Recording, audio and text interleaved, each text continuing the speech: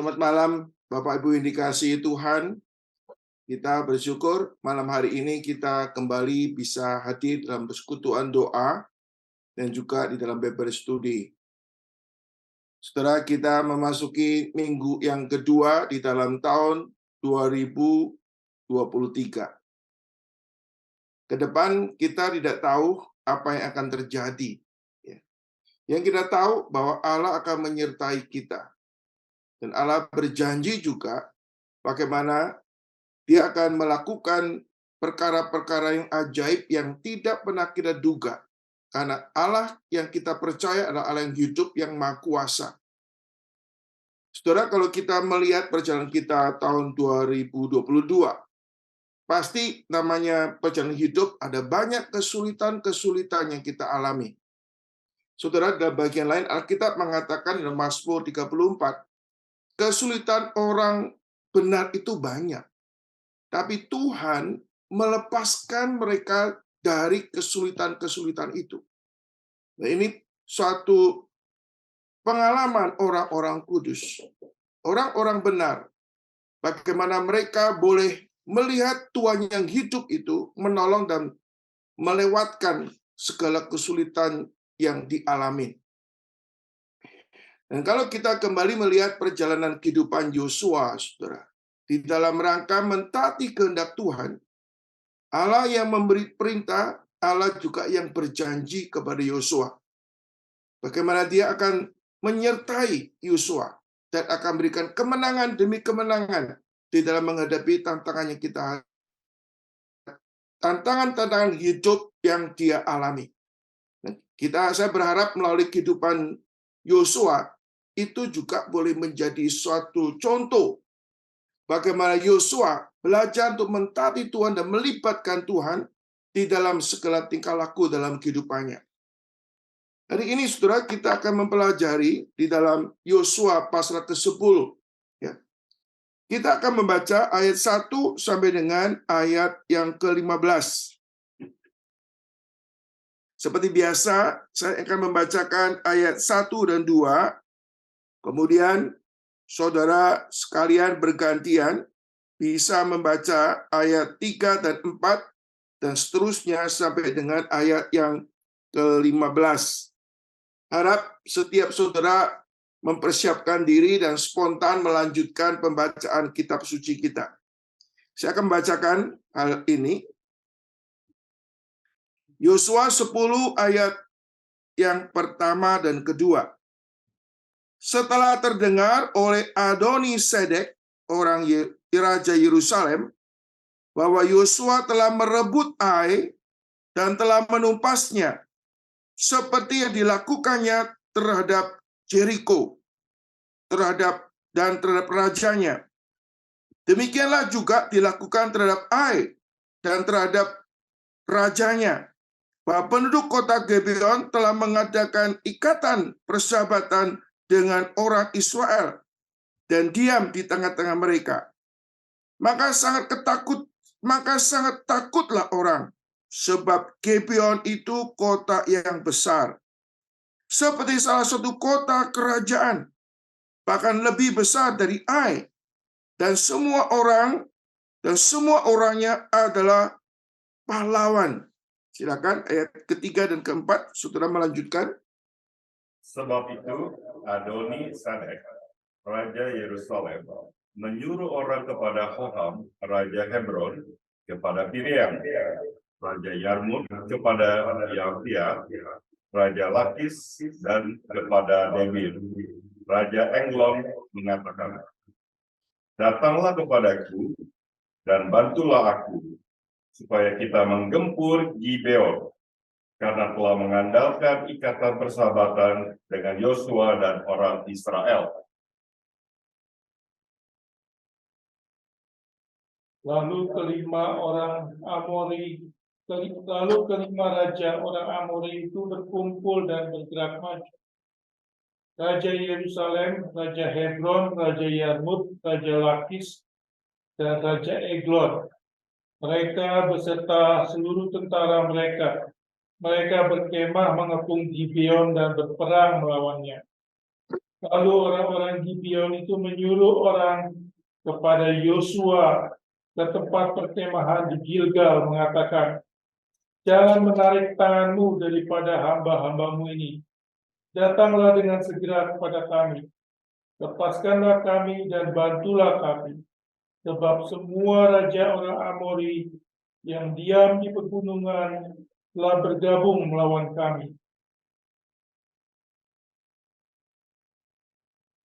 Lalu Yosua bergerak maju dari Gilgal. Dia dan seluruh tentara yang bersama-sama dengan dia, semuanya pahlawan yang hebat berkata, berfirmanlah Tuhan kepada Yosua, janganlah takut kepada mereka, sebab aku menyerahkan mereka kepadamu. Tidak seorang pun dari mereka yang akan dapat bertahan menghadapi engkau. Lalu Yosua menyerang mereka dengan tiba-tiba setelah semalam-malaman bergerak maju dari Gilgal. Dan Tuhan menghancurkan mereka di depan orang Israel. Sehingga Yosua menimbulkan kekalahan yang besar di antara mereka dekat Gibeon, mengejar mereka ke arah Bet-horon dan memukul mereka mundur sampai dekat Azeka dan Makeda. Setelah mereka melarikan diri di depan orang Israel dan baru di ladang Bet-horon, maka Tuhan melempari mereka dengan batu-batu besar dari langit sampai ke Azeka, sehingga mereka mati. Dan nanti kena hujan batu itu adalah lebih banyak dari yang dibunuh oleh orang Israel dengan pedang. Lalu Yosua berbicara kepada Tuhan. Pada hari Tuhan menyerahkan orang Amori itu kepada orang Israel. Ia berkata di hadapan orang Israel, matahari, berhentilah di atas Gibeon, dan engkau bulan di atas lembah Ayawan. Maka berhentilah matahari dan bulan pun tidak bergerak, sampai bangsa itu membalas caranya seperti itu. Bukankah hal itu telah tertulis dalam peraturan suci? Matahari tidak bergerak di tengah langit dan lambat-lambat terbenam kehadiran sehari-hari. Belum pernah ada hari seperti itu, baik dahulu maupun kemudian, bahwa Tuhan mendengarkan permohonan seorang manusia secara demikian. Sebab yang berperang itu orang Israel ialah Tuhan. Kemudian Yosua dan seluruh orang Israel yang menyertainya pulang kembali ke tempat perkemahan di Gilgal.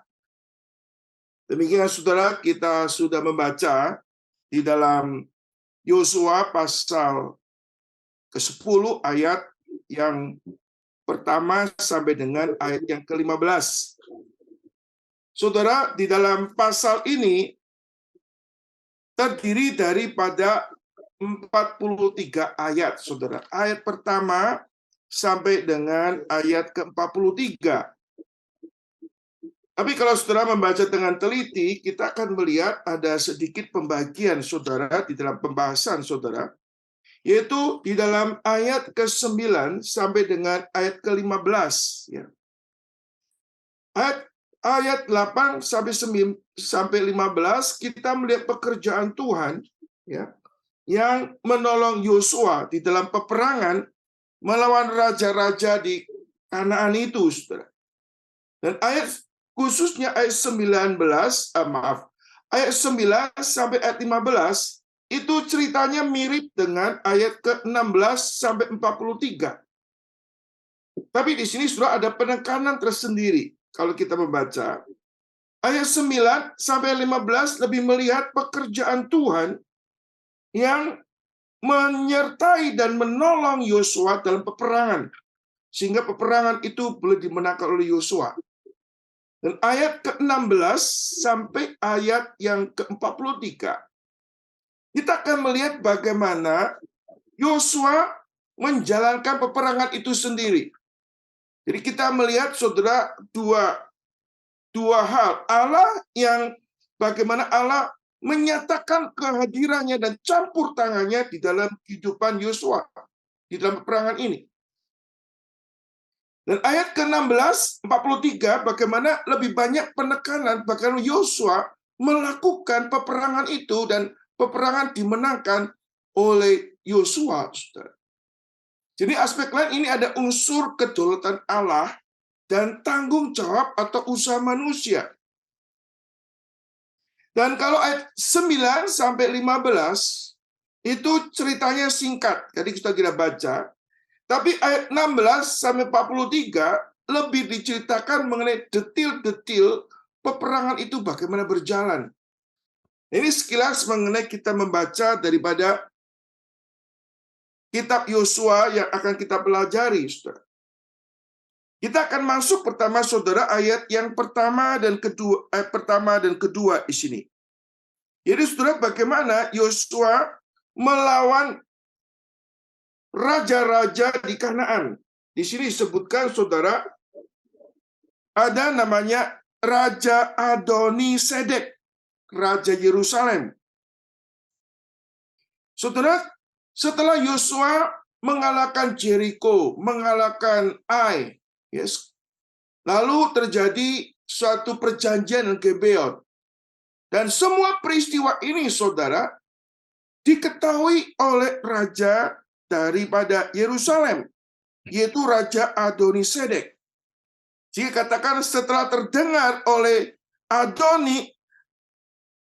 Adoni-Sedek, Raja Yerusalem, bahwa Yosua telah merebut Ai dan telah menumpasnya seperti dilakukan terhadap Jericho dan terhadap rajanya, demikian dilakukan terhadap Ai dan terhadap rajanya, dan bahwa penduduk kota Gibeon telah mengadakan ikatan persahabatan dengan orang Israel, maka saudara kita melihat respon daripada Raja Adoni-Sedek ini. Saudara, waktu mereka mendengar, mereka takut. Takut, ya, orang respon takut tuh macam-macam. Jadi waktu orang takut, orang itu jadi menyerah atau melarikan diri.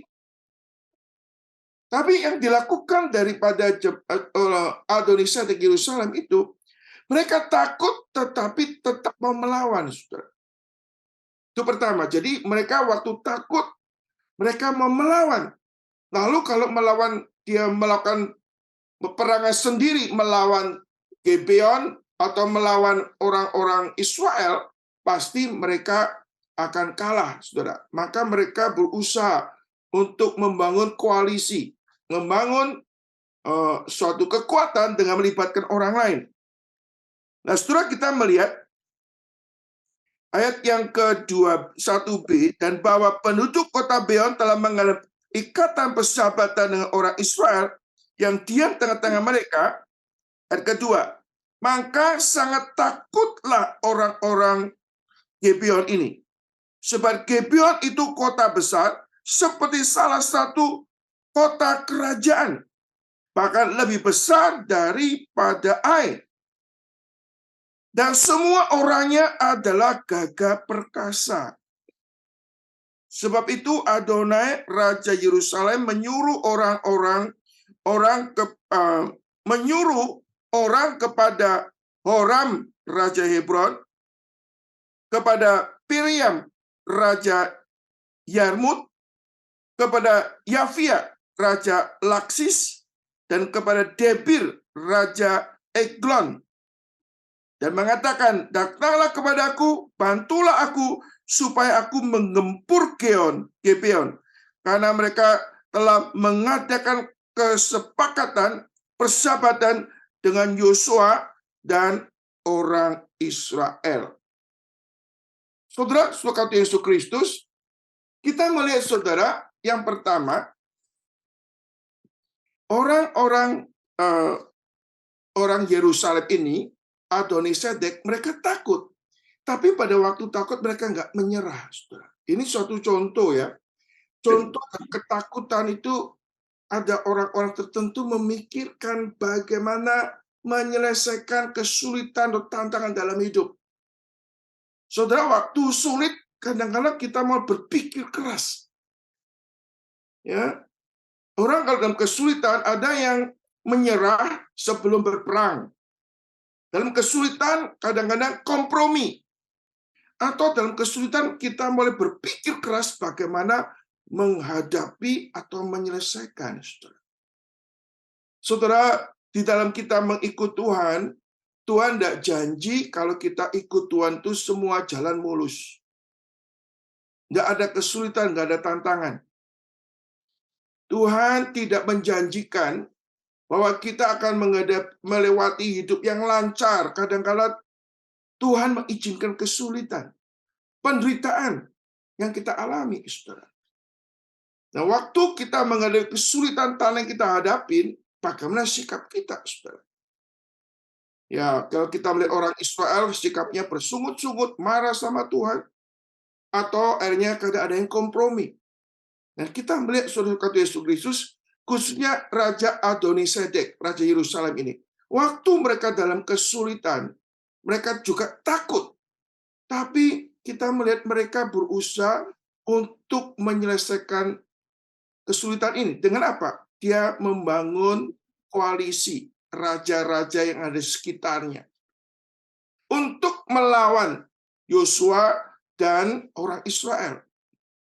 Dan mereka punya strategi.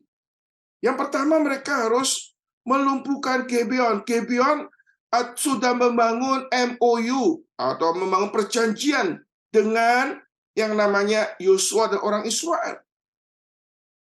Kita mengetahui sebetulnya Gibeon ini adalah suatu kelompok yang kuat sekali, tetapi mereka takut kepada orang Israel. Walau takut, mereka memberi sikap untuk tunduk. Lalu ada perjanjian. Tapi saudara kata Yesus Kristus, orang-orang Yerusalem atau orang-orang Adonisedek yang lebih lemah daripada Gibeon berusaha untuk melawan. Lalu saudara, mereka membangun taktik mengumpulkan atau membangun koalisi dengan raja-raja sekitarnya. Maka berkumpullah ada 4 raja bergabung dengan Raja Yerusalem itu. Yang mereka atur strategi ingin menyerang, yaitu menyerang Gibeon. Karena Gibeon sudah ada perjanjian dengan orang Israel.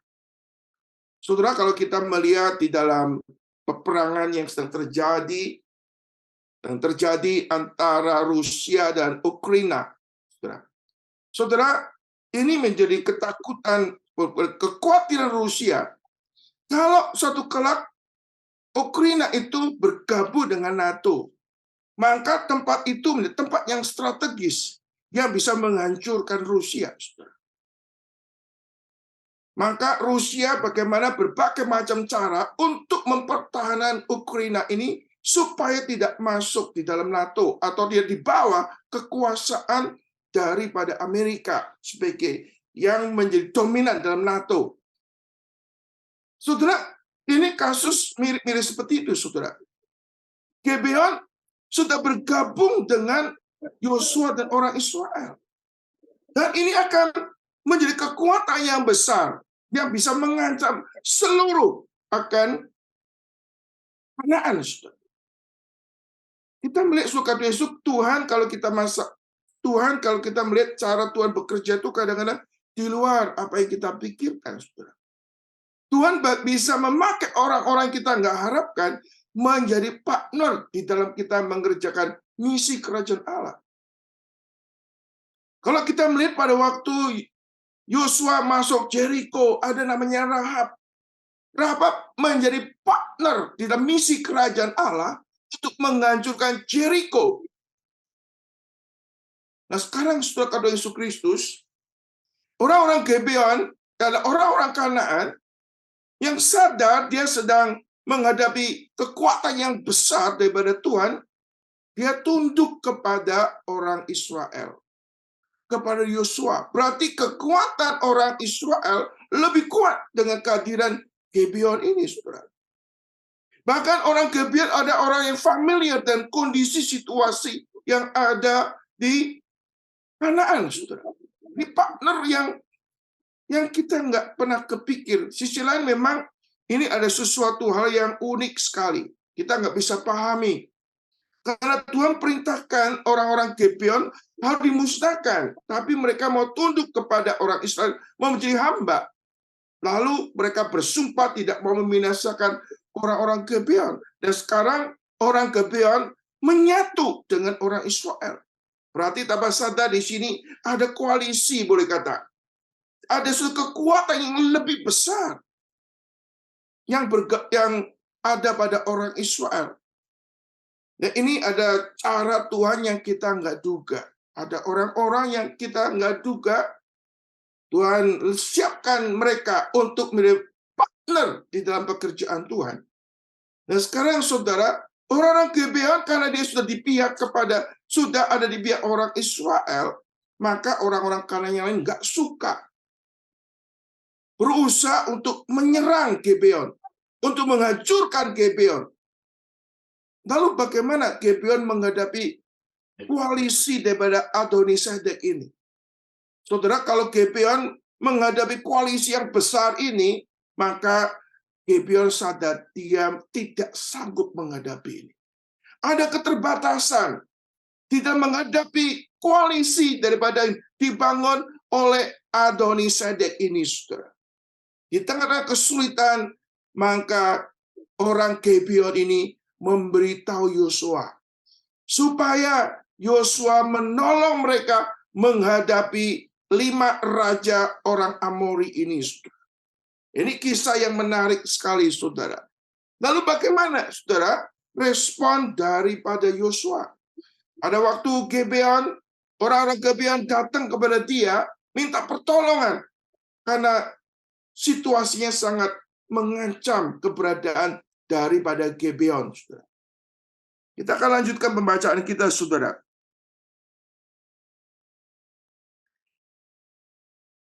Sebab ayat 3 dan 4, saya akan bacakan dulu sekalian. Tadi sudah ya. Ayat 5 dan 6, saya akan bacakan dulu sekalian. Lalu kelima raja orang Amori itu berkumpul dan bergerak maju. Raja Yerusalem, Raja Hebron, Raja Yarmut, Raja Lakis, dan Raja Eglon, mereka beserta seluruh tentara mereka. Mereka bergerak, berkemah mengepung Gibeon dan berperang melawannya. Saudara, kita melihat, saudara, ini kekuatan koalisi orang-orang Amori ini, mereka bisa kompak untuk menghadapi ancaman daripada orang-orang Israel atau ancaman daripada Gibeon yang sudah koalisi sudah ada perjanjian dengan orang Israel. Mereka sehati bersama-sama menghadapi. Saudara, kita sebagai anak Tuhan, kita melihat orang-orang dunia, mereka membangun koalisi, mereka kekuatan bersama, sehati bersama-sama untuk menghadapi peperangan ini, saudara. Saudara, ini menjadi contoh yang positif dalam artian, saudara. Kita sebagai anak-anak Tuhan, kita juga perlu membangun kesatuan di dalam tubuh Kristus, di dalam mengerjakan pekerjaan Tuhan, atau di dalam peperangan rohani. Kalau orang dunia punya koalisi untuk mengerjakan ambisi mereka, harusnya kita sebagai anak Tuhan memiliki kesehatian, kebersamaan untuk bagaimana bersama-sama menjalankan misi kerajaan Tuhan. Sekarang boleh kata ini peperangan orang-orang percaya dan orang-orang kafir. Orang kafir sehati untuk menghancurkan orang-orang percaya. Nah, harusnya orang percaya juga mau sehati berjuang menghadapi dunia ini, saudara. Tapi seringkali gereja orang-orang Kristen menjadi lemah karena mereka tidak mau bersatu, tidak mau saling menguatkan, tidak membangun kesatuan bersama-sama untuk berjuang bagi misi kerajaan Allah. Gereja mengalami kekalahan atau nggak maju bukan karena serangan dari luar, bukan tantangan dari luar. Seringkali yang menjadi hambatan yang paling besar di dalam internal kita sendiri. Kita kurang sehati, kita kurang kerjasama, kita kurang kesatuan bersama-sama untuk menanggung beban menanggung segala kesulitan untuk mengerjakan misi kerajaan Tuhan. Saudara, kita melihat 5 kekuatan besar ini untuk menghancurkan Gibeon. Ya. Kalau orang-orang ini melihat ini Gibeon ini bahaya besar, ya, karena sudah berkoalisi atau ikat perjanjian dengan orang Israel. Maka mereka atur strategi untuk mengalahkan Gibeon. Nah, Gibeon sadar dia tidak bisa lawan mereka berlima ini. Maka orang Gibeon lalu datang kepada Yosua dengan mengatakan apa di sini? Lalu orang-orang Gibeon itu menyuruh orang kepada Yosua ke tempat perkemahan di Gilgal dan mengatakan, jangan menarik tanganmu daripada hamba-hambamu ini. Datanglah dengan segera kepada kami. Lepaskanlah kami dan bantulah kami. Sebab semua raja orang Amori yang diam di pegunungan telah bergabung melawan kami. Saudara, inilah orang Gibeon, saudara. Mereka melihat ada ancaman yang besar. Mereka bisa mati ini. Karena bagi orang-orang Amori, ini pengkhianat ini. Lalu mereka berusaha untuk menghabisin Gibeon. Lalu Gibeon, saudara, bagaimana mereka tahu mereka bisa melawan koalisi orang-orang Amori. Mereka bisa habis. Lalu orang-orang Gibeon ini datang kepada Yosua dengan mengatakan apa? Jangan menarik tanganmu daripada hamba-hambamu ini. Datanglah segera kepada kami. Lepaskanlah kami dan bantulah kami. Sebab semua raja orang Amori diam di pegunungan. Yang diam di pegunungan telah bergabung melawan kami. Saudara, kata Yesus Kristus, di dalam hidup kita ada kalanya kita mengalami kesulitan yang besar. Tapi kita bersyukur kita memiliki saudara seiman. Orang Gibeon dulu nggak ada hubungan dengan orang Israel, nggak ada hubungan dengan Yosua. Tapi sekarang mereka sudah menjadi satu dengan Yosua, menjadi satu dengan orang-orang Israel, atau menjadi satu di dalam iman kepada Allah Yahweh. Saudara, penyatuan orang Gibeon dengan orang Israel bukan suatu penyatuan hanya secara sosial atau secara manusia belaka. Karena orang Gibeon menaruh iman kepada Allah Yahweh. Mereka sudah menjadi bagian dalam kehidupan orang-orang Israel atau umat Tuhan. Maka pada waktu kesulitan, dia tahu dia tidak mampu menghadapi ini. Dia harus beritahu kepada Yosua. Dan orang-orang Gibeon terbuka. Saudara, di dalam kehidupan kita sebagai umat Allah, umat perjanjian Allah, kita memiliki latar belakang kehidupan yang berbeda-beda. Tetapi setelah kita percaya kepada Kristus, kita memiliki bagian dan keluarga Allah. Waktu kita memiliki kesulitan, janganlah kita hanya berdiam diri, lalu kita jadi stres, lalu kita tidak bisa menghadapi masalah kita. Padahal ada orang saudara seiman kita yang Tuhan sudah siapkan untuk memberikan pertolongan kepada kita. Saudara, kata Yesus Kristus, orang Gibeon telah mengenal Yosua dan orang Israel. Dia tahu dengan mengandalkan Yosua dan orang-orang Israel, ini juga menyatakan imannya kepada Allah. Iman kepada Allah yang disembah, yang dipercaya oleh Yosua. Iman yang disembah oleh orang-orang Israel. Artinya, saudara, orang Gibeon pada waktu menghadapi masalah ini, dia melibatkan Tuhan. Saudara, bagaimanakah respon Yosua menghadapi ini, saudara?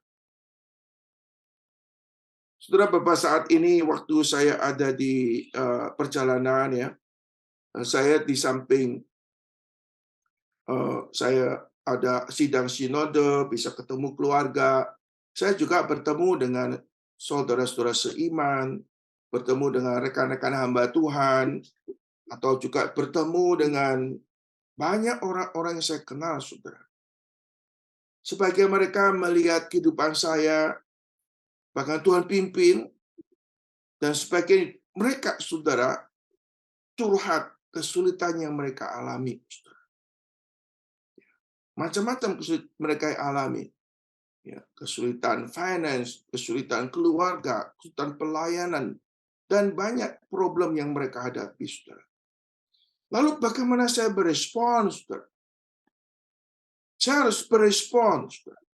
Mereka sudah percaya, saya sebagai hamba Tuhan, Tuhan sudah pakai saya hampir 40 tahun, sejak saya bertobat, waktu itu usia sekitar 20 tahun, atau tepatnya saya menjadi hamba Tuhan masuk seminari tahun 83.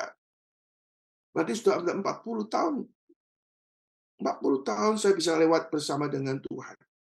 Dan orang-orang mulai sebagian yang saya tahu, saudara.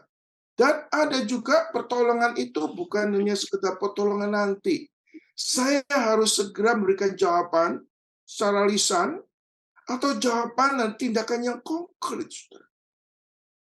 Saudara, sebagai saudara seiman kita ya, Alkitab mengajarkan kepada kita di dalam Amsal 17 ayat 17. Ya. Seorang sahabat menaruh kasih setiap waktu. Yang sahabat di dalam penderitaan. Saudara, antara orang Israel sudah ada perjanjian. Mereka ada perjanjian di depan Tuhan. Mereka sudah menyatu.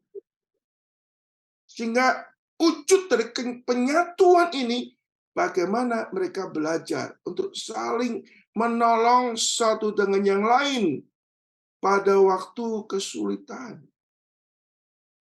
Dan orang Gibeon waktu kesulitan dia sharing. Saudara, di dalam gereja, kita sebagai anak Tuhan, gereja itu bukan gedungnya, gereja itu bukan organisasinya, tapi gereja adalah persekutuan orang-orang percaya. Kita dipanggil untuk beribadah kepada Tuhan, tapi kita juga dipanggil untuk membangun persekutuan, koinonia. Sebagai kelompok atau komunitas orang-orang percaya. Bukannya kumpul-kumpul saja, tapi kita belajar untuk take and give. Kita belajar untuk saling sharing, saling menguatkan, saling terbuka, saling melayani, saling menolong, saudara. Dan sekarang, saudara, orang-orang Gibeon datang kepada Yosua dalam kesulitan. Ya, sebagai saudara, kadang-kadang kita di dalam kehidupan kita, kadang-kadang kita nggak gampang terbuka. Seringkali kita kesulitan, kita berdiam diri, kita susah untuk percaya pada orang lain, sehingga kita mulai struggle sendiri, saudara. Gereja adalah wadah, di mana kita sudah seiman, saling perhatikan, saling terbuka, saling menolong, saudara. Saudara, hari ini begitu banyak orang di dalam masyarakat modern, masyarakat kota, masyarakat negara maju, banyak orang-orang mengalami loneliness, kesepian. Pola hidup individualis membuat orang satu yang lain itu makin jauh jaraknya, saudara. Di tengah-tengah sini banyak orang yang membutuhkan teman, membutuhkan orang yang mendengar dalam kesulitan. Dan kali ini kita melihat contoh daripada kehidupan orang Gibeon. Ada kesulitan yang besar. Mereka sharing kepada Yosua sebagai pemimpin orang Israel. Lalu bagaimana saudara respon daripada Yosua, saudara? Kita akan melihat di sini. Saudara, kita melihat, lalu Yosua bergerak maju dari Gilgal. Dia dan seluruh tentara bersama-sama dengan dia. Dan semua pahlawan yang gagah perkasa. Berfirmanlah Tuhan kepada Yosua, jangan takut kepada mereka, sebab aku menyerahkan mereka kepadamu. Tidak seorang pun dari mereka yang akan dapat bertahan menghadapi engkau. Lalu Yosua menyerang mereka dengan tiba-tiba setelah semalam-malaman bergerak maju dari Gilgal. Saudara, kita melihat Yosua waktu mendengar akan kesulitan yang terjadi dalam Gibeon, Yosua segera memberikan pertolongan, tidak menunda-nunda. Yosua segera memberikan pertolongan, saudara. Saudara, kita melihat, saudara, di dalam kehidupan kita, waktu kita mengambil keputusan, jelas seharusnya kita minta petunjuk Tuhan. Kita minta bahkan Tuhan memberikan bijaksana kepada kita. Apakah Tuhan berkenan kita terlibat atau tidak? Saudara, kalau kita melihat sekilas, saudara, dalam bagian ini ayat, kalau kronologinya, Yosua segera bergerak, saudara, menolong akan orang-orang Gibeon ini, saudara. Saudara, yang pertama, saudara, kita melihat karena orang Gibeon sudah menjadi bagian dari kehidupan orang Israel, maka sudah menjadi tanggung jawab yang melekat pada diri Yosua. Jadi sudah ada suatu kesadaran, karena ini sudah bagian dalam kehidupan saya. Walaupun orang itu masih baru, tapi itu sudah menjadi tanggung jawab Yosua. Karena orang Gibeon sudah secara legal menjadi hamba-hamba daripada orang Israel, atau hamba-hamba dari Yosua. Maka Yosua memiliki tanggung jawab memperhatikan orang-orang Gibeon. Saudara, pada waktu kita menyambut jemaat yang baru, mereka sudah dibaptis, atau CD, atau ateisasi. Mereka sudah berkomitmen bergabung dengan gereja reform, atau tubuh Kristus yang kelihatan gereja reform. Mereka adalah saudara kita di dalam Kristus. Kita harus memberikan perhatian dan responsif dengan kesulitan-kesulitan mereka hadapi, saudara. Kita mengakui di dalam jemaat mula-mula,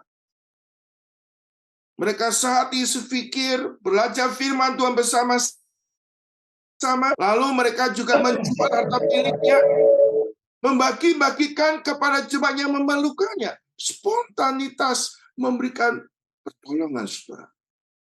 Yosua, saudara, dia sebagai pimpinan orang-orang Gibeon, walaupun newcomer, masuk bagian orang Israel, dia merasa bertanggung jawab dan segera memberikan pertolongan. Bukan asal menolong dengan sungguh-sungguh. Aspek lain, saudara, saya percaya Yosua sudah bergumul di depan Tuhan. Dia mengambil keputusan bukannya secara common sense belaka. Pertama, kesadaran rohani ini bagi tanggung jawab dia. Tapi saya percaya Yosua juga datang kepada Tuhan, minta petunjuk Tuhan, minta konfirmasi Tuhan, dan Tuhan menyatakan konfirmasinya dengan berfirman. Berfirman Tuhan pada Yosua, jangan takut kepada mereka, sebab aku menyerahkan mereka kepadamu. Tidak seorang pun dari mereka yang akan bertahan menghadapi engkau. Lalu Yosua menyerang mereka dengan tiba-tiba. Setelah semalam-malaman mereka bergerak maju dari Gilgal. Kita melihat saudara kata Yesus, Yosua memiliki kesadaran rohani. Bagian dari umat Tuhan yang tanggung jawab dia, saudara. Saya sebagai hamba Tuhan, saudara, kesulitan jemaat harusnya juga menjadi satu bagian dari pergumulan saya, saudara. Bukan cuma biasa, kesulitan orang-orang kudus. Saya harus responsif. Bukannya asal bantu, asal tolong. Ya.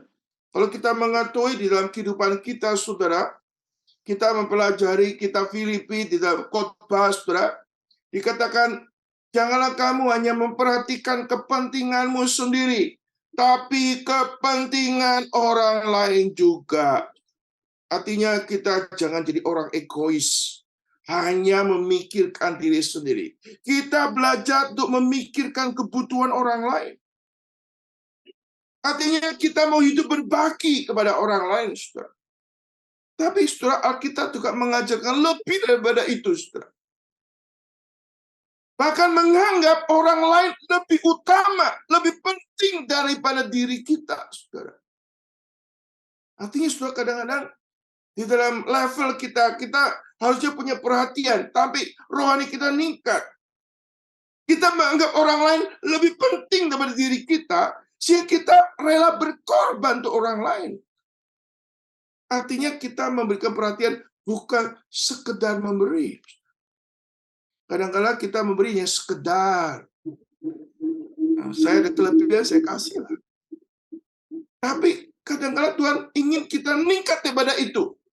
Kita belajar untuk menyangkal diri. Ya. Di tengah kesulitan kita belajar membagi. Karena ada orang lain yang lebih perlu kita. Lebih perlu daripada kita. Ada orang yang lebih sulit. Maka kita rela berkorban. Puncaknya Kristus. Kristus mengosongkan diri. Ya, menganggap diri nggak penting. Bahkan rela mati untuk kita. Ini contoh kehidupan yang memiliki kualitas rohani yang tinggi. Bukannya memperhatikan diri, perhatikan orang lain. Bahkan membuat orang lain lebih utama daripada diri kita, saudara. Saudara, kita maju di sini, Yosua bergerak maju, lalu Tuhan kasih konfirmasi. Aku akan menyertai engkau. Kau akan menang. Kau akan menumpas 5 raja yang koalisi untuk menyerang orang Gibeon ini, saudara. Saudara, waktu 5 raja ini menyerang Gibeon, karena orang Gibeon sudah menjadi bagian di dalam umat Allah, maka sesungguhnya penyerang Gibeon itu juga mengancam kesatuan di dalam umat Tuhan, di dalam orang Israel, saudara. Maka Yosua melihat ini bukannya kepentingan orang Gibeon belaka. Ini kepentingan komunitas orang-orang percaya terancam. Maka Yosua mengambil tindakan. Dan Tuhan berkenan. Atau sebelum Yosua bertindak, pasti minta petunjuk Tuhan. Ada kecerdasan rohani. Bagaimana Yosua mengambil sikap yang tepat ini. Apa yang diputuskan sesuai dengan pikiran dan kehendak Tuhan. Harusnya hidup kita makin memiliki kecerdasan rohani. Apa yang kita rasakan, apa yang kita pikirkan, apa yang kita rencanakan, sesuai dengan kehendak Tuhan. Dan Tuhan mengkonfirmasikan, jangan takut, aku akan menyerahkan mereka kepadamu. Tidak seorang pun dari mereka bertahan di engkau. Janji Tuhan. Aspek lain, saudara, Yosua katakan, lalu Yosua menyerang mereka dengan tiba-tiba setelah semalam-malaman bergerak maju ke Gilgal. Bergerak maju dari Gilgal. Artinya, saudara, Yosua ada di Gilgal. Nah, daerah Gibeon ini jaraknya cukup jauh, kurang lebih 20 kilo. Saudara, kalau Yosua terlambat sedikit saja, maka Gibeon akan ludes diserang 5 koalisi ini. Ini pekerjaan yang tidak bisa ditunda. Ditunda sedikit akan ludes. Maka Yosua segera melaksanakan ini. Nah, segera dikatakan sudah bergerak maju. Artinya, saudara, kalau mereka bergerak maju, saudara, kita katakan di sini, saudara, Yosua pergi dengan semua pahlawan gagah perkasa. Bukan asal nolong sekuat mungkin. Lalu katakan saudara, mereka bergerak maju. Ya. Dikatakan mereka bergerak maju semalaman. Ini pasukan khusus, mereka seperti pasukan khusus. Ini biasanya normal orang jalan, saudara. Dari Gilgal menuju Gibeon itu, saudara, Gibeon perlu 3 hari, saudara. Perlu 3 hari perjalanan, saudara. Tapi, saudara, ini sekarang hanya 1 hari, atau berkata di dalam beberapa jam saja, mereka sudah sampai di Gibeon dan melakukan peperangan. Ini berarti suatu tindakan yang cepat, kilat, segera. Ya. Saudara, kita melihat Yosua mengerjakan pekerjaan secara cepat dengan full kekuatan. Ini gagah perkasa berarti yang punya kekuatan jalan yang luar biasa sekali. Ini berarti Yosua menggerakkan tenaga, kekuatan, strategi yang semaksimal mungkin. Ini suatu hal yang indah sekali, saudara. Aspek lain, saudara, Allah menjanjikan akan menyertai beri kemenangan. Ini bagian the sovereignty of God. Ada perintah dan janji Tuhan yang jelas. Aspek lain, saudara, Yosua meresponi dengan sepenuh tenaga. Bukan tahu kedaulatan Tuhan, tahu kuasa Tuhan. Ya sudah, Tuhan janji, kita kerjalah. Kita kerja santai pun tetap Tuhan yang akan melakukan peperangan ini. Ya santai-santai saja lah. Ya enggak perlu cepet-cepet lah. Kadang-kadang kita lambat. Kita enggak maksimal mengerjakan pekerjaan Tuhan karena kita tahu dengan alasan tunggu waktunya Tuhan, tunggu jalan Tuhan. Lalu kita santai-santai, kita nggak bergerak, saudara.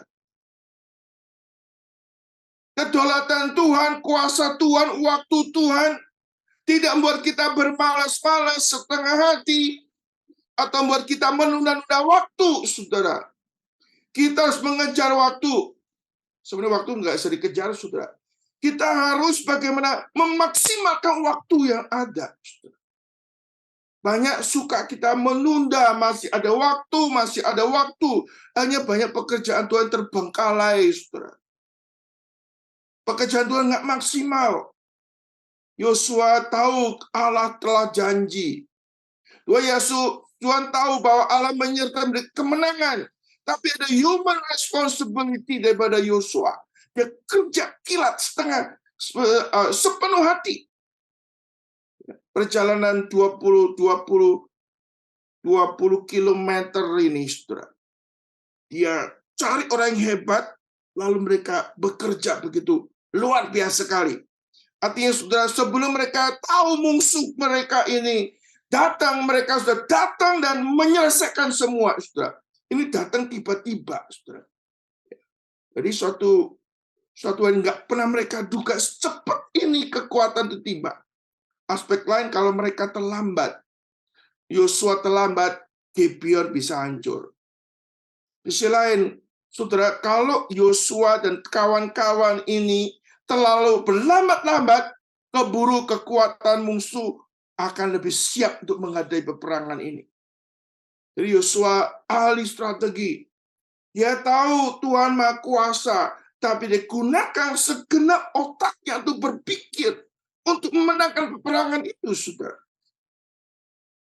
Sudah kadang-kadang kalau kita dalam pekerjaan, kita bisa mikir, kita bisa lincah sepenuh hati. Tapi saudara, aspek lain kadang-kadang kita nggak fair. Ya. Kita dalam pekerjaan Tuhan, urusan kita ingin segera cepat, kita kerja maksimal, kita bagaimana squeeze waktu, tapi untuk pekerjaan Tuhan banyak orang yang santai. Banyak orang nggak serius, nggak sepenuh hati. Itu juga nggak betul, saudara, yang dikasih Tuhan Yesus. Yosua mengerjakan sepenuh hati. Saudara, waktu kita menolong orang lain, ya, Kalau ini urusan saya, maka saya kerja baik-baik, saya kerja sungguh-sungguh, Tapi kalau urusan orang lain, kita kadang-kadang nggak sungguh-sungguh. Yosua nggak demikian, saudara. Yosua bagaimana menjadi seorang pemimpin yang memiliki integritas dalam pekerjaan. Dia mengerjakan, bertanggung jawab kepada Tuhan, dia kerja dengan maksimal sekali, saudara. Dan saudara, di tengah-tengah Yosua bekerja semaksimal ini, saudara, juga ikut bekerja di dalamnya. Ini cara Tuhan yang rahasia. Tangan Tuhan yang kelihatan itu menyertai dan memberikan kemenangan demi kemenangan dengan cara Tuhan yang kita tidak sadari. Saya kadang-kadang melihat saudara, saya melihat pada waktu saya reuni, saudara. Ini acara reuni itu acara mendadak, saudara. Sebetulnya waktu saya mau pulang ke Pekalongan ada banyak rencana, saudara. Salah satunya saya ingin bertemu dengan kawan-kawan sekolah saya karena setelah berapa tahun, 40 tahun, 50 tahun tuh nggak pernah kumpul, saudara. Saya yang nggak pernah kumpul. Saya biasanya waktu mama saya masih hidup, saya kalau pulang ke rumah, pulang kampung, ke kampung halaman, saya lebih banyak waktu untuk keluarga, untuk mama saya, untuk adik-adik saya, atau untuk kakak saya, untuk family. Karena waktu sangat pendek sekali. Jarang saya akhirnya janji sama orang lain untuk bertemu, saudara. Jadi Papa, selama saya ada di Perth, saudara, 2 tahun yang lalu saya mulai ada relasi lewat grup alumni, saudara. Alumni sekolah saya, sehingga waktu saya pulang, Mama saya sudah meninggal dunia, sehingga saya bisa sisihkan waktu sebagai untuk mereka. Lalu saya pikir untuk adakan suatu reuni ya teman-teman yang di Pekalongan, saudara. Aspek lain, waktu ada sekelompok persekutuan, itu ada full gospel businessman, itu sebagian juga kawan-kawan saya, saudara. Pada waktu mereka tahu saya akan ke Pekalongan, mereka juga ingin supaya saya itu buat seminar atau acara rohani untuk mereka, saudara. Ya. Lalu saya ngatur waktu, kok waktunya sulit sekali karena saya masih ada meeting, masih ada pelayanan. Ya, saya waktu minggu lalu saya ada seminar, ada khotbah di Samarinda. Maka saya atur waktu bagaimana saya bisa berkunjung ke Pekalongan ini, kampung halaman saya, saudara. Maka hari Sabtu, Minggu saya di Samarinda, hari Senin saya kembali ke Jakarta, ya. Sore pulang, malam itu juga saya naik mobil, saudara. Saya naik mobil pergi ke Pekalongan, saudara. Sampai Pekalongan itu pagi hari. Pagi hari, lalu malamnya saya bikin pertemuan, saudara. Pertemuan dengan teman-teman mau reuni ini, saudara. Ya, saya sudah kadang bagaimana mengumpulkan orang, karena saya waktu itu waktunya belum jelas. Ada Senin atau Selasa, Senin tidak mungkin saya bisa. Jadi mungkin Selasa. Soalnya waktu yang paling kondusif itu Senin untuk mereka. Selasa agak sulit. Lalu saya pikir bagaimana ya. Lalu saya tetapkan hari Selasa. Jadi saya harus Senin malam saya berangkat ke Pekalongan, sampai di Pekalongan pagi, ya, persiapan untuk persiapan untuk malamnya ada reuni. Wah, saya capek sekali, ngantuk sekali, tapi akhirnya semua bisa berjalan dengan baik. Puji Tuhan. Ya, jadi ada alumni sekolah saya, ada teman-teman. Ya, malam itu pas saya ulang tahun saya itu bisa saya rahasiakan, saudara. Sehingga mereka hanya pikir reuni saja. Tapi ada kebocoran. Ya, mereka tahu saya juga ulang tahun, saudara. Ya sudah, saya buka aja nih reuni sama ulang tahun saya. Jadi saya ini host, jadi tuan rumah mengundang reuni, undang ulang tahun. Saya sewa satu tempat, ya saya undang mereka. Kira-kira ada 9 meja, saya undang mereka, ada 70 lebih orang acara, ini itu menjadi acara saya. Jadi saya yang atur semua, dan puji Tuhan itu kesempatan yang Tuhan atur. Nah, ada kawan-kawan yang mempersiapkan semua, ada MC, ada moderator, ada apa, itu spontan semua. Saya bersyukur ya, semua berjalan dengan baik.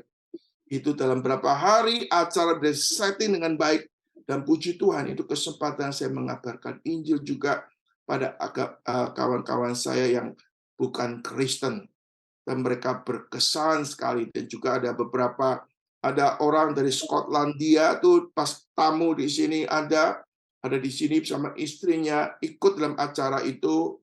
Ya, saya sempat menyambut dia, dan saya ngobrol-ngobrol sama dia, sangat berkesan juga dengan acara yang itu sesuatu hal yang di luar kesanggupan saya untuk mengatur semuanya. Tapi Tuhan bekerja sehingga semua bisa berjalan dengan baik. Ada 70 lebih orang bisa berkumpul ya untuk mendengar kesaksian bagaimana saya bertobat, bagaimana saya menjadi hamba Tuhan. Puji Tuhan. Nah, sekarang saudara, kita melihat saudara, di tengah-tengah Yosua mengerjakan tanggung jawabnya, melakukan peperangan melawan 5 raja orang Amori, saudara, Allah turut bekerja. Nah, sebenarnya bukannya Allah turut bekerja, Allah yang menentukan kemenangan di sini, saudara. Sehingga di sini katakan, dan Tuhan, ayat ke-10 dikatakan, Tuhan mengacaukan mereka di depan orang Israel, sehingga Yosua menimbul kekalahan yang besar di antara mereka dekat Gibeon, mengejar mereka ke arah pendakian Bet Horon dan memukul mereka mundur sampai dekat Anseka dan Makeba. Ayat ke-11. Sedang mereka melarikan diri ke depan orang Israel, dan baru ke lereng Bet Horon, maka Tuhan melempari mereka dengan batu besar dari langit sampai ke Aseka, sehingga mereka mati, dan yang mati kena batu itu ada lebih banyak dari yang dibunuh oleh orang Israel dengan pedang. Kita melihat saudara Yesus Kristus, mungkin peristiwa itu awalnya Yosua tidak tahu. Allah mengacaukan mereka, Allah menjatuhkan batu-batu yang besar dari langit. Tapi setelah peristiwa terjadi, Yosua tahu waktu peperangan itu Allah diam-diam juga ikut bekerja berperang untuk orang Israel, saudara. Nggak tahu caranya Allah mengacaukan, kita nggak tahu, saudara. Yang membuat mereka nggak bisa konsentrasi berperang, sehingga orang Israel bisa mengalahkan mereka, saudara. Saudara, kadang-kadang kita menghadapi macam-macam masa hidup kita, tapi Tuhan itu loh, Tuhan bekerja begitu luar biasa. Ada orang mereka yang jatuh kita, tapi Tuhan bisa merubah mereka untuk kebaikan kita. Ini cara Tuhan yang kita nggak tahu, saudara. Saya kadang-kadang melihat dan hari-hari saya lewati, kalau secara manusia, kita melihat ada banyak hal yang kita nggak ketahui, saudara. Allah yang nggak kelihatan terus bekerja di dalam segala sesuatu untuk mendatangkan kebaikan bagi orang yang mengasihi Dia. Saudara, kalau saudara coba ada waktu merenung tahun 2022, banyak perkara yang Tuhan buat dalam hidup kita, tapi kita tidak sadar. Dan orang yang menyadari adalah orang yang dekat sama Tuhan. Orang yang menyadari adalah orang yang memiliki iman dan bergantung kepada Tuhan. Yosua mengalami itu, saudara.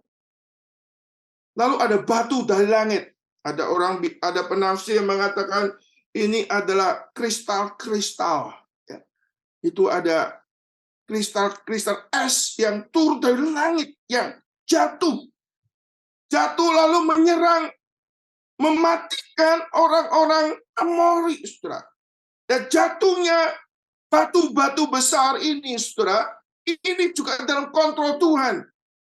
Artinya batu-batu yang jatuh ini menimpa semua orang Amori. Tidak ada satu orang Israel kena batu, saudara. Ini dalam kontrol Tuhan. Allah itu turut bekerja. Makanya mati karena batu lebih banyak daripada yang mati karena peperangan itu, saudara. Artinya Allah bekerja lebih banyak dari apa yang kita lihat, dari apa yang kita doakan, dari apa yang kita pikirkan, seperti kuasa yang besar yang menyertai orang-orang kudus pada zaman. Saudara-saudara Yesus Kristus, ini kita melihat, saudara, Yosua berperang, Allah bekerja di dalamnya, Allah bekerja lebih besar. Yang menyatakan kalau kita boleh berhasil, atau kita mendapatkan sesuatu yang lebih besar, jangan kita congkak, jangan kita sombong. Sepertinya apapun yang kita kerjakan, karena usaha kita, karena kekuatan kita. Kan di belakang itu kalau Tuhan tidak bekerja, semua pekerjaan kita sia-sia. Ayat ke-12. Lalu Yosua berbicara kepada Tuhan pada hari Tuhan menyerahkan orang Amori kepada orang Israel. Ia berkata di hadapan orang Israel, matahari berhenti di atas Gibeon, dan engkau bulan di atas lembah Ayalon. Maka berhentilah matahari dan bulan pun tidak bergerak, sampai bangsa itu membalaskan dendam kepada musuhnya. Bukanlah hal itu tertulis dalam kitab orang jujur? Matahari tidak bergerak di tengah langit, dan lambat-lambat terbenam kira-kira setengah hari penuh. Belum pernah ada hari seperti itu, baik dahulu maupun yang kemudian. Tuhan mendengar permohonan seorang manusia secara demikian. Sebab yang berperang untuk orang Israel ialah Tuhan. Kemudian Yosua dan seluruh orang Israel menyertainya pulang ke tempat perkemahan di Gilgal. Kita melihat ini ada suatu hal, Allah juga mengerjakan perkara yang ajaib secara khususnya nggak terulang, saudara. Matahari berhenti, lalu bulan juga berhenti beredar, saudara. Sampai peperangan itu selesai, saudara. Ini katakan, saudara, dikatakan di sini, saudara, belum pernah ada hari seperti ini, baik dahulu maupun kemudian. Tuhan mendengar permohonan seorang manusia secara demikian. Sebab yang berperang untuk orang Israel ialah Tuhan. Lalu orang-orang Israel Yosua selesai perang di dalam waktu yang singkat ini kembali ke Gilgal. Saudara, kita kadang-kadang ada suatu kurun waktu tertentu, minggu tertentu, bulan tertentu, Allah mengerjakan sesuatu di dalam dan melalui kehidupan saudara. Yosua mengalami ada momen ini, momen di mana dia berinteraksi dengan situasi yang ada, dan Allah bekerja melalui dia.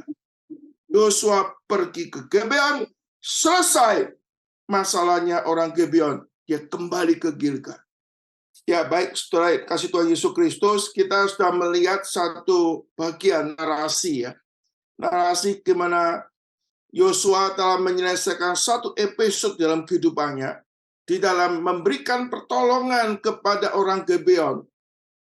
Sehingga Gibeon bisa lepas daripada 5 raja daripada orang Amori ini. Saudara, waktu kita mengerjakan sesuatu, menolong orang lain yang dalam kesulitan, karena dia itu saudara seiman kita. Kita punya kesadaran, punya kepedulian pada orang lain, saudara seiman kita khususnya. Kita mengerjakan semaksimal mungkin. Kita boleh melihat Allah turut bekerja. Sehingga pertolongan atas orang Gibeon ini. Inilah pertolongan Tuhan melalui orang-orang Israel. Melalui Yosua. Yosua adalah kepanjangan tangan Tuhan untuk memberikan pertolongan kepada orang-orang Gibeon. Hendaklah kita memberi diri menjadi alat di dalam tangan Tuhan. Untuk memberikan pertolongan orang lain, untuk menjadi berkat bagi orang lain.